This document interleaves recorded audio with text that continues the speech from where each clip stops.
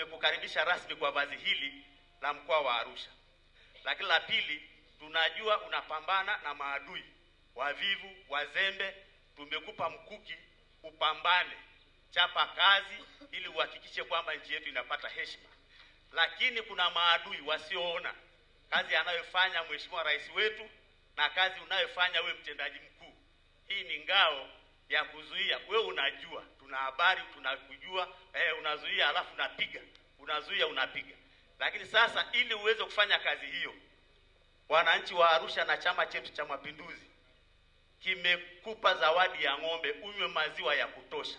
Ng'ombe yule yuko pale ni Ashaya, ana mimba, na sasa yuko pale, tutataka umuone baadaye. Tukifurahi sana ili tukukabidhi, na hii ni ishara kwa mila zetu kwamba, lakini si ng'ombe yuko pale, sio kamba.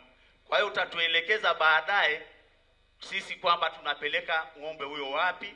Leo atalala kwa mwenyewe aliyetupa, alafu baadaye utatupa maelekezo tupeleke kule, ili wewe unywe maziwa na mama na kina Joshua na wengine wote wakupe nguvu uweze kutupafanyia kazi unayofanya katika nchi.